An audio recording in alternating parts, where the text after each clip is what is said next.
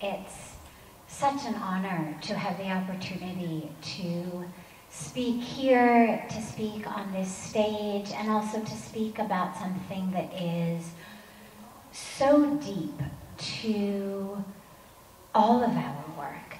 And through the really great commitment of Mr. Adama Dieng and his entire office working under Simona, they've taken this commitment that we all have to ending atrocity crimes and have expanded it to a commitment to end not only the crimes, but that which precipitates it.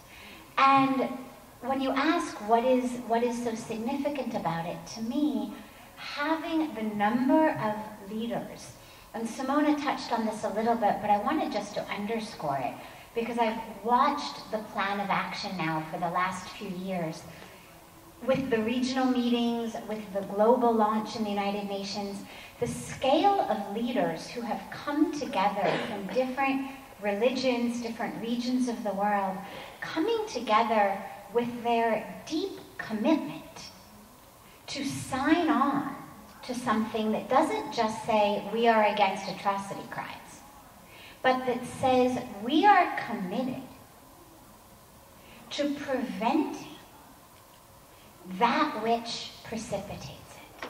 And that's not an easy thing to do, because in groups all over the world, all sorts of groups, and religious groups are no exception, one of our greatest and easiest, not greatest in terms of the quality, but great in terms of the mostly used, ways of coming together as groups is to identify ourselves by what we are not.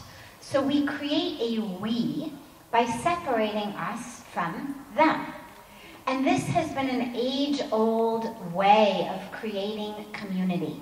We are the ones who are white, or we are the ones who are black, or we are the ones who are rich, or we are the ones of this religion or that tradition. And the thicker the lines that we can draw around our community, under the guise of bringing connection and oneness in the community, well, that line is keeping the other out. And the more we keep the other out, the easier it is when provoked to turn around and harm the other, because suddenly they are no longer us, they are them. And while it is obviously a both cheap and shallow means of establishing connection within one's own community, it's more than that, it's also destructive. It's what ends up allowing things like atrocity crimes and genocide to even happen. No one commits genocide against us. We always commit it against them. And in order for that to be maintained, there has to be a vocabulary. There has to be a propaganda. None of that can exist without the verbiage for it. And what the plan of action has really done is required religious leaders to stand up and to say, we commit to finding other ways of uniting our communities than in speaking negatively about the other. We commit to finding positive, creative, life-affirming, value-affirming ways of creating an us that isn't at the expense of them. And to get the sheer number and sheer variety of religious leaders on board for that is not easy, because we may say it in a hall someplace, but when we've got access to our pulpits and our stages and our dioceses and our microphones, to use that to strengthen our role as leader in our community, and to be able to forcefully and aggressively and loudly and powerfully talk about the other in order to get a rise of us, is a really easy, time-tested way of getting a rise in the community. And this is, as far as I know, the first initiative of this size and scope to get religious leaders on board to say, we won't do that.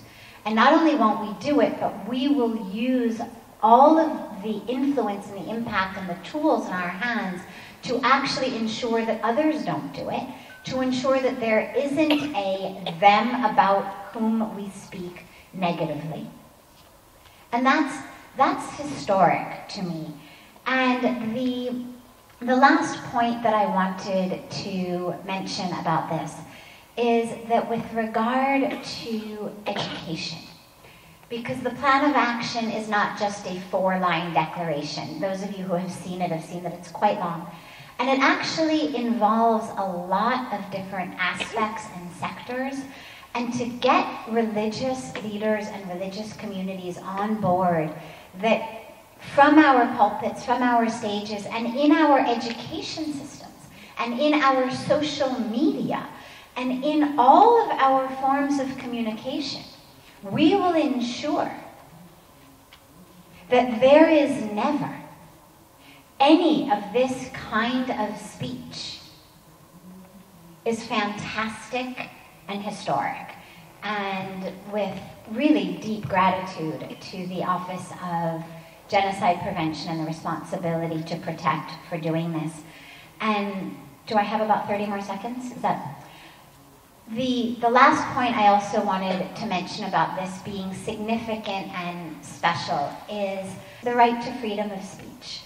And to get people to say, I understand that other people's right to live at all, to live peacefully, to live safely, trumps, no pun intended, my right to speak whatever I want, is in and of itself also historic.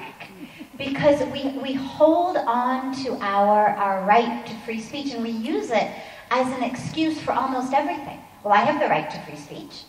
This is just my perspective. These are just my beliefs.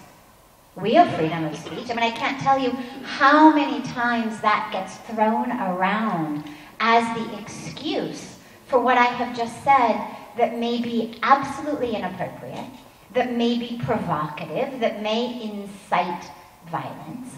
And to get religious leaders and communities to enthusiastically sign on to a campaign that says your right to live safely, freely, and healthfully is more important than my right to say whatever I want when the microphone is in my hands, for me, fills me with optimism about the future of the role of religion on earth.